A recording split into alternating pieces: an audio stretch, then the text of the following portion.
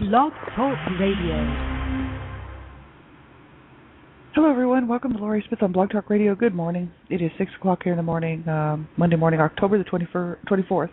I'm glad to be here. This is One Child Abuse Survivor to Another. One for 30 minutes. It's a live internet streaming radio broadcast from blogtalkradio.com. And chat room's open. I did pop the link into there, what we were talking about last week, and looking at a particular website called Soul Expressions, all dealing with child sexual abuse. And it's a woman who is a therapist who's written a whole lot of web pages there on her website, all dealing with the aftermath of child sexual abuse, and really good information there. So hopefully everybody will get something out of it. You know, I want to go through and look at mainly the inner child healing work, but I kind of want to look at a few articles before that. And so, yeah, I'm just working on the inner child healing work, really, and I'm just going to continue on. I'm still doing work in it, but I had to put it off for the last week or so just because I was tired and I was busy, and I was also working on finishing my book, which I finished up yesterday. So I will be sort of getting back onto back into the inner child healing work, that I do throughout the week. And so, yeah, I appreciate everybody for being here. You know, they I had no idea how many people would be listening to my shows. I've got over 40,000 people listen to my shows, 40,000 shows listened to. That's a lot of shows. I appreciate people tuning in and listening to what I have to say about child abuse and about my own story and my own healing journey.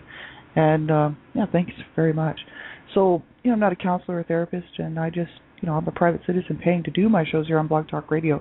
So you have to listen at your own discretion. I'm talking about abuse, And abuse is a sensitive subject, and, you have to know what's good for you to listen to. Ultimately, it is your choice. So if the topics of abuse might bother you, then just, turn the channel. You have to just listen to something else because, you want to be sure you're in a safe place when you're listening to these things, and you want to make sure that it's something that you're okay with with listening to. If you're a survivor who's just started your healing journey, you want to be careful what you're listening to because, things can trigger survivors of abuse, right? And if you're a young person under the age of 18, I just ask that you have permission to listen to my shows. Have an adult listen to the show with you. They can help you, make a decision whether you should be listening or not. And so, I appreciate that. So we'll get right into this, and it's called Soul Expressions Abuse Recovery, and it's from www.soul-expressions-abuse-recovery.com. And I want to look at the page called Depression today, and I have it popped into the chat room there. My good friend is in the chat room. Hello, Gypsy Witch. And I just want to read through here. Depression, really, lots of people have suffered with depression. Some of it, like clinical, and some of it just, being moderately depressed, in their lives periodically, right? And I come from people who are clinically depressed. My mother was manic depressive, and my brother was manic depressive, but diagnosed, and my dad was also manic depressed, and he was also borderline schizophrenic and all this other stuff. So depression kind of runs in my family. It is no wonder, really, growing up the way that I did with my parents, their dysfunction and abuse and their garbage. They were depressed, and they were hurting each other, they were hurting us, and they just ended up making a huge mess of this whole thing. And that's what I've been talking about for the last 2 years, really. Just the aftermath of living in that kind of environment, that'll depress anybody. So depression, I'm sure, that I have, through the years had lots of depression. I was able to pull myself out of it, thankfully, without having to seek professional treatment. I was able to pull myself up and say, okay, all right, enough of the pity party. Let's get busy, because just a survival mechanism probably built within me that says, well, we can only sit around and be depressed for so long. We can only stay in this particular frame of mind for so long because I have things to do. So I've always been able to kind of pull myself out of it, which my mother couldn't do that. When she was depressed, she would stay in those depressed states for, sometimes weeks at a time, and quite often days at a time, where she would just lay in her bed and she would just ignore whoever was around. She would just, she was just gone. She was in another place because she couldn't deal with anything. So she would just shut down, physically shut down, emotionally. She would just shut down, and she would just, another time she'd be depressed in an anger state of depression where she'd be cursing and yelling and threatening to kill herself and threatening to kill us and that type of thing. My dad also had his problems with depression because, especially by the time I came around to be about a 16, 17-year-old teenager, he had realized what he had done to his family, and he started to say things like, "Oh, my children must hate me, my boys must hate me, and my sons, and my wife hates me." And he'd be all bummed out, sitting in his little space there, just really depressed and stuff. And so depression kind of runs in my family. But on this website, this lady, she talks about depression here on this one page, and she says, "What is it? Do I have it?" These are the questions. And so we'll just read through here. Lots of people have suffered with depression. I'm sure maybe everybody at some time has been depressed about something, but sometimes it's more serious than others, Depression is common with sexual abuse with many symptoms, because this website's really all dealing with child sexual abuse, right, or sexual abuse really of any kind. So depression is common with sexual abuse with many symptoms. Sometimes you can have depressive symptoms and not even know it. So she says, have you ever watched Lifetime movies all day and cried constantly and thought that this was normal? Well, it isn't.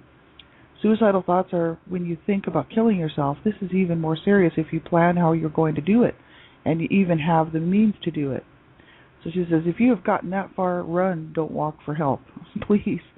So run, don't walk for help. Just go get help. Yeah, I've been there, and I talk a lot about this on my shows. Like I had suicidal thoughts for a long time, and really since about the age of 10 years old, and really, throughout my teens and into my 20s and the 30s, and right up until the age of 41, was planning my suicides. I had it all planned out how I was going to do it, which I won't tell everybody on the air here. Don't want to give anybody any ideas, but I had planned my suicides for years, and never followed through with them. But I always kept it in the back of my mind that was something that I could do. If I finally just chose it, and decided that I had enough, and that I wasn't going to bother to try to stick around. Suicide just runs in my family, so it was just normal for me, really, growing up in a suicidal environment, to think about suicide, right? It wasn't just something that popped into my head all of a sudden after growing up in a lovely, beautiful home with being treated with dignity and respect, and you know what I mean? Like my mother was suicidal. My dad actually tried to kill himself quite a few times and tried to kill us with like a murder suicide. And my mother was always talking about killing herself or killing us or killing me. And so death was just something that, it was just murder and death and suicide just was what I grew up with, right? So, it wasn't any big surprise that I would be thinking about killing myself. My brother killed himself, and then one of my other brothers kind of knew he was killing himself because he was just ODing all the time, taking as many drugs as he could take, trying to kill himself, really. My other brother hung himself, so, suicide just kind of runs in my family. One of my sisters would take off when she was an older woman. She was probably in her 50s when she would do this, but she had a gun. Her and her husband had guns, and she would take off in the car and go for 3 or 4 days, and we didn't know where she was, and she would have a gun with her, and her husband would be like, "Oh, Irene's taken off again. She's depressed. She's down. She might kill herself." And we knew that because we all grew up in the same home, right? So I was kind of thinking, one of these days she probably will kill herself, or she'll kill her husband or somebody. And that's just how I grew up. That's my family, right? And so, I'm glad I didn't follow through with it. I really am. At the age of 41, that's really when I began my healing journey, is when I made a commitment to myself. I said, okay, I will no longer ever again plan my suicide. I will no longer even ever have those thoughts. They're just not going to happen. I'm going to get better. I'm going to get help. I'm going to do whatever it takes to get help and to get myself, free from this abuse and from this past abuse garbage, and free from all this horrible stuff that happened to me as a child, and and learn how to deal and cope with things, and learn how to have a good life, because this is ridiculous. And I'm glad I made that decision. I really am, because I was suffering, and that's the problem with depression. People are suffering, and you need to get help. You know what I mean? And she says, you're too precious to lose. Isn't that the truth? Suicidal comments and verbalized thoughts are always to be taken seriously. So she says, please call the suicide hotline and seek professional help immediately. And she's got a number here. Whether it works or not, I don't know, right? But 1-800-273-TALK, TALK. But I know there's websites out there dealing with suicide. And Kevin Crusoe's got a website, suicide.org. That's a really awesome website. And there is lots of information out there for people who just want to look into what suicide is all about. And it's usually a cry for help is what it is. Not always, but sometimes. And so, there is good information, so be sure and check it out. She says other common depressive symptoms are sleep disturbances, difficulty falling asleep, waking up at night. This would be depressive symptoms. Like if you're in a depressed state, these things you might have some of these problems, right? Sleep disturbances, difficulty falling asleep, waking up at night, restless sleep, insomnia, sleeping too much, more than 10 to 12 hours a day, nightmares, etc. And I mean, I've done all that, different periods of my life, and quite often, even today, have problems falling asleep. Not all the time. Depends on how tired I am. Waking up at night, I don't always wake up at night, but restless sleep, I do have a lot of restless sleep. And I used to have insomnia, and I'd go for periods of time where I would sleep all the time. And so, especially in my 20s, I would just sleep like for, pretty well for days, sort of doing what my mother was doing, right? Just shutting the world out. Feeling sadness more than half the time. And tearfulness, thoughts of hurting yourself, as mentioned above. Feeling sadness more than half the time. Like, I mean, everybody's going to feel sad about certain things, and really rightly so. I mean, we should feel sad about certain things. It's like, what kind of a heart do we have if something doesn't make us feel sad once in a while? Seeing something that we know is somebody's suffering or somebody's hurting, or even ourselves feeling sad for ourselves. I mean, it's normal, kind of a natural to have some of those feelings, but not all the time, right? We should be able to balance it. It should be a balance, like that's why I'm very careful to not allow myself to get too far down there, you know what I mean? Like, because I've done that before. And that's where, I was, like, when I started my healing journey at the age of 41 here about 4.5 years ago, that I was sad and depressed and angry almost like 90% of the time. And then the other 10%, I could pull myself out of it and be okay and happy and whatnot, and just pretend like everything's cool, go along with the flow, and the rest of the time I was actually really, really down. And so, that's not a good balance, to have, right? Emotional balance or anything else. So that's why we got to be careful and really do a good self-assessment on ourselves. Like think about what are my thoughts during the day, and how many, do I have any positive thoughts during the day? Do I have any positive outlook stuff going on in my life? Like, am I truly seeking positive stuff, or is it just all bad stuff? Because for me, for so long, it was just all bad stuff, and especially through my teens, like growing up as a child and then through my teen years, it was all bad stuff, I wasn't sitting around thinking, oh, what a great life I'm having. Like, I was miserable, and just from being abused my whole life, and then abusing myself, doing drug abuse and drug addiction, and not really doing well as a teenager, and then in my 20s, pretending that everything was okay, and just going through the motions, it was pretty harsh, right? I mean, I do a lot of self-assessing because I want to see where I'm at, because I know, that I'm capable of so much more than that. You know what I mean? And I know that, I can have a good time, and I can enjoy this life, and I have to have a balance. You know what I mean? So I have to really work on trying to enjoy this life, and stop and make time for little things that bring you joy. That sometimes we just don't have the energy for. I know when people are in depressed states, you're not going to sit around thinking, oh, well, I guess I'll go for, I'll go for an ice cream, I'll go for a bike ride, or whatever you like to do. And, it's hard to do that when you're in a funk or a depression, right? So you can kind of do a self-assessment and say, how am I doing? Am I really spending almost all of my time in a depressed state, or is it a good balance where I'm actually able to balance it and still feel the feelings and go through what I need to go through, especially really, this is why I'm talking about this, because I'm on my healing journey, and so I do spend some time looking back, obviously, at my past. That's what I'm learning. I'm learning how to heal from my wounded childhood, right? So obviously, I'm going to be feeling some things that are pretty upsetting and pretty horrific, especially dealing with a child sexual abuse. And the issue is that I need to do that, because otherwise I'm never going to be. If I don't face it, I'm never going to get over it. I'm never going to be able to get past it, And so I do spend some part of my day in that frame of mind, but it's a balance, because I'm able to pull myself out of it and say, well, okay, done with that for now. That's got to be put on the back burner until another day when I have time to do it, more work on it. And then I just go about my day and do my thing, right? Which is try to maintain my apartment, have a relationship with my sweetheart, feed my pets, clean my place, like just normal things, right? But if you can't do that, then like if I can't do that, then I know that I may be suffering from, a an imbalance, you know what I mean, like a clinical depression. So it's important to get help, you know, if we're suffering with this stuff, right? She talks about appetite changes, eating less often, eating more for comfort, eating larger amounts, binging and purging, weight gain of 5 to 10 pounds. Like eating a gallon of ice cream in one sitting is not normal, she says. Really? I didn't know that. I love ice cream, but it hurts my teeth, so I don't eat too much ice cream. But I that would be me with candy bars or chocolate or cake or something. Eating the whole cake is not normal. So for extreme eating disorder problems, the eating disorder pages, appetite changes. I've had huge issues with eating, with my eating issues my whole life. You know, no anorexia, bulimia going on here. Like, I really enjoy food. I find food very comforting.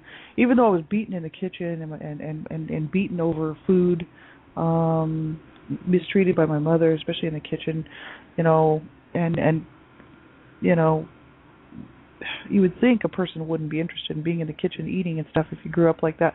But actually, food, I love food, and you know, I'm not ashamed to say it. Actually, we should love food. It nourishes our body, you know, and it feeds us, and that's what we need to keep going because our body needs food. I'm not ashamed to say that I love food. Thing is that I have a bit of a problem with the amounts that I eat, you know, and that's not the food's fault. That's my fault, right? So I don't have a problem with food. You know, I have a problem with how much I eat, and so, you know, I don't make food an issue in my life. What I do is just try to remember that I don't want to get too heavy. It's too hard on my body, and I don't want to get too heavy because I just can't fit into my clothes and can't afford to buy any new clothes. And so that's how I look at it. I'm not a health nut, obviously. I'm not a health freak. But I do enjoy food. I went to cooking school for 2 years to try to get a Red Seal certificate to be a sous chef. And I didn't quite finish my course by the baking course because my brother died of a drug overdose, and my mother fell and broke her hip, and all these circumstances happened, and I didn't go back to school to finish my degree. It was a 2 years associates in Red Seal chef, which is what I was really hoping to get. But I did end up cooking for years and years and years without the certificate, and it was fun. Like, I love to be around food, so I don't have a problem with food, but I do have a problem with how much I eat. And so I have to watch that all the time because I'm always looking for comfort. That's why I smoke. That's why I do everything that I do. I'm looking to feed myself because I'm missing something. There was something obviously missing from my childhood, which was love and care and comfort, you know, nurturing, all that stuff that I needed as a child I didn't get. So I'm trying to feed myself that now through food, through, you know, a lot of people will do that through alcohol. You know, like, I don't drink very much because I was never into alcohol. I just really couldn't get into it. I used to drink, but I was not an alcoholic. And yeah, I could leave it. I could take it or leave it. I didn't have to have a drink. But man, I tell you, I had to have my drugs and my smokes. You know, like, I was a drug addicted person for many years. I had to have drugs, any kind of drugs, but I was especially hooked on meth, crystal meth, when crank and speed and that type of stuff about the age of 20, 21. And so I got off of it. Which was great. I made a commitment to myself then to get off the drugs, you know. And so I stopped doing drugs. I kept smoking cigarettes because I thought, well, this is legal and it does help me maintain. So I did continue to smoke cigarettes, right? But, you know, that's an issue for me. Smoking cigarettes is the last thing that I do that, you know, is it's kind of like my what do you want to call it? Like a pacifier for me. You know, it's my little blanket, my security blanket. It's what I needed as a child that I'm hanging on to with a vengeance, because it's what I'm trying to fill that space. I'm trying to fill that stuff that I missed out on as a child, and do it through cigarettes, which is really stupid because cigarettes, you know, I mean, like, I love to smoke. Like, I'm not going to say that I don't. But it's the fact that you'd think I could just be like a casual smoker and have a cigarette once in a while, but no. I got to smoke a pack or more a day, right? That's the problem. So I have a highly addictive personality, and I have to watch what I'm doing. And that's why I don't really allow myself to drink too much. But appetite changes, you know, weight gain. I've always been putting on weight, losing weight, putting on weight, losing weight. That's just my lifestyle.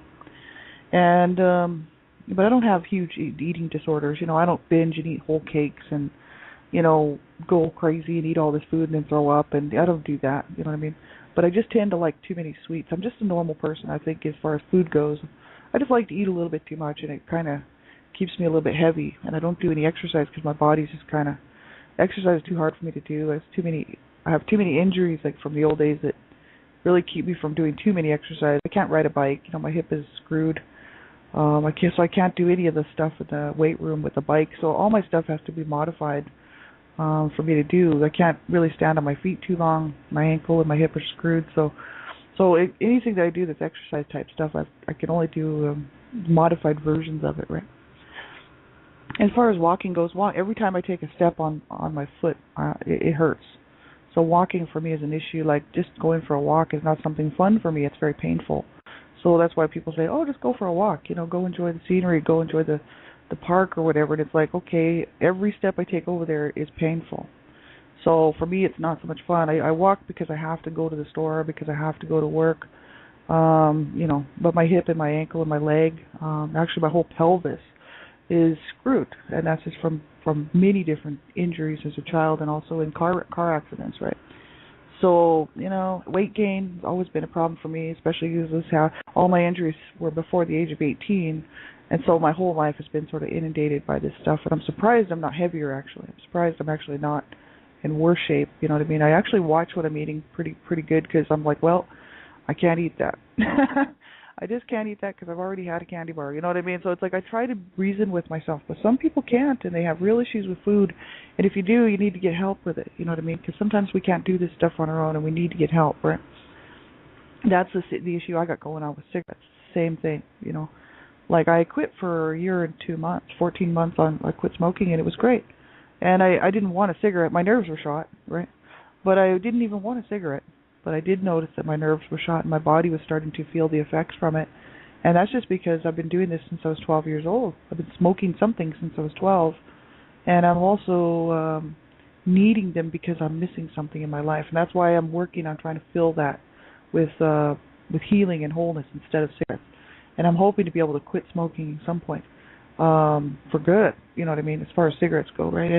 And maybe just smoke, those herbal cigarettes, right, or something like that. So I don't mind smoking. It's the addiction. It's the addiction that I don't like, right? So another issue with the depressive symptoms might be difficulty concentrating or making decisions, indecisiveness, struggling to make decisions, can't read or make minor decisions such as figuring out your checkbook, grocery list, what to have for dinner, etc. Just everything seems too much, right? So everything, overwhelming, right? So it's like then you can't concentrate. Because if you're overwhelmed, it's like it's really hard to concentrate. And, that can happen to people. It just becomes too much, and then they don't know what to do. And then they can't decide what they want to do, and then they don't care because they're like, well, it doesn't matter anyway. See, I grew up with parents, like my mother was like that. She'd be, for Christmas, she'd be like, oh, I'm not putting up the tree this year. This is when we were growing up, and I was a young girl.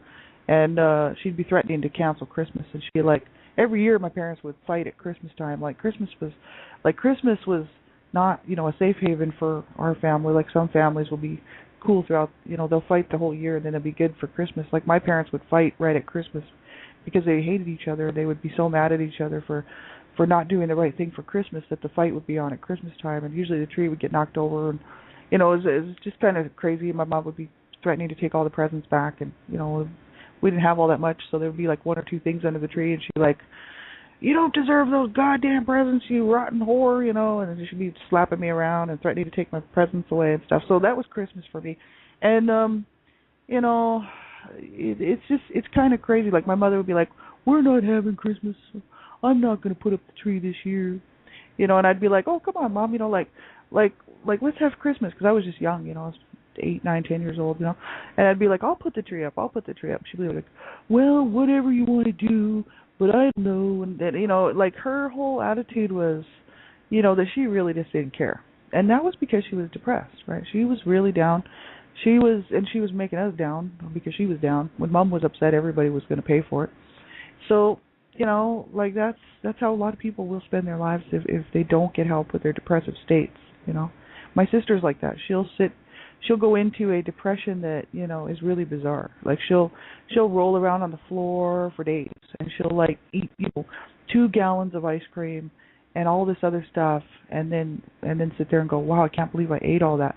Like my sister's got huge problems with that type of stuff. And as far as depressed states, she's not the one with the gun who would go out and try to say she was going to kill herself. She's the sister that's closer in age to me, but she will take a drive in her car. We always wonder, like, whether or not she's going to try to kill herself in her car or something, right? So depressed states are something I've been dealing with my whole life, but she has real problems making decisions, and she's, I think, more depressed than I am. I'm more angry. My sister's more depressed, so there's a difference. See yourself as a problem cause for others. This may be something, depressive symptoms, low self-esteem. Think frequently or constantly about your deficits, things that are wrong with you. Do you constantly say I'm sorry and make apologies for yourself, even for little things? I know I used to do that all the time, and that's just from growing up abused. Like every move I made was wrong in that house. Growing up, and like if I just closed the cupboard too hard, then there was a possibility I'd be slapped around or yelled at or cursed at, so everything I was apologizing for everything as a child. I'm sorry, because I didn't want to get beat. You know what I mean? And I still got beat anyway. But the thing is that it does cause you to be to feel bad, like you're always wrong, you're always doing something wrong. And I think people take this into their adulthood too. And I know I did, because I used to apologize for stuff that wasn't even my fault. I'd be apologizing for something somebody else did, and apologizing for the weirdest things, like coming in a door in front of somebody. Like my sister's like that too, and that's what happens when you're abused as a child. You just end up apologizing your whole life for just even being alive. Like I used to really feel that I should be apologetic just because I'm on the planet, and I'm just a nuisance for society, and I'm a burden on the world. And this is how I grew up feeling. So this is my feelings of how I grew up. And what I was forced to endure as a child made me feel that way. And really all the way through my whole life I've been like that. And even today I still have a little bit of leftover stuff of that. Not as much as I used to, because I've gotten to the point now where I'm like, no, I have every right to be here just like everybody else. Thank you. And, it's not my fault that my parents screwed me over and my brother. But, I still have every right to be here. So now I'm a bit pushy, and then people see me as an aggressive person, and then don't cut me any slack because I come across aggressive. But actually it's because I'm like, you know what? I do belong here, and you are not going to screw with me. So, I've kind of gone the opposite way now and almost become aggressive, and a little bit too aggressive as far as that goes as an adult, and putting my foot down and saying, you know what, you're not going to screw with me. I do belong here, and I will not be taken advantage of, and you are going to treat me with respect and dignity. And people don't like that, because what it does is it automatically sets them up to think, what, I'm a good person, it's and then all of a sudden they don't like you. So I don't have a whole lot of friends, you know what I mean? But you know what, I don't care, because the friends that I do have, Gypsy Witch, and I've got some good friends in my life, very few and far between, but I do have some really good friends in my life that I'm happy to have in my life, because they do care, and they're good people, So, I don't care, what I mean? It's about these other people. They can just buzz off, what I mean? There are some real idiots out there anyway. But as far as making apologies for yourself, I used to do that all the time. Just because I was alive on the planet, I used to make apologies for myself. And that's a pretty harsh way to grow up, because I didn't have any help through my teens or my 20s, dealing with people, interacting with people at school or at work, and I always felt that I needed to apologize for my very existence. So I was always apologizing very, and I still do that somewhat, but generally only if I do something wrong. I don't just make apologies just for being alive, but I used to do that. And I used to think that just because I was standing in front of somebody talking to them, that I should apologize to them. That's how serious abuse is, and that's what it will do to a child, and that's what it will do to a person later on in life, an adult survivor. It's incredibly hard, and it's incredibly damaging. So make sure, if you're suffering and you're thinking, oh my God, I just don't know, how I'm going to get through, and I just don't know, you reach out. You ultimately, it is your responsibility. We have to be the ones to reach out. Not everybody and not anybody is necessarily going to reach in to us to help us. Most people don't even know you've been abused. Most people wouldn't even care. You have to reach out to those around you that you know are good people, And if you don't know anybody who's a good person, then start reaching out to some groups, like online group support, for adult survivors of child abuse. There's great online group support out there where you can talk to people, who have been through somewhat similar things and know where you're coming from and know how hard it is and know where you've been. So if I can help you find any information, let me know because I'm always around. Leave me a message on Blog Talk Radio. You can contact me, on any of my websites, right? And, I can try to help you find some information, right? Because there is lots of great stuff out there for people, right? So just make sure that you get help and you stick around. You do not ever give up. Not ever. I don't care how bad it gets, man. You keep going because it does get bad. It does get bad. And life can throw some serious curveballs. But you stick around and you make sure that you get some help because you deserve, like I do, to have a good life and to be here, right? So take care of yourself. Have a good day. I'll be back on tonight and then again all this week. You can check my show page and take good care of yourselves, everybody, and talk to you soon. Bye-bye.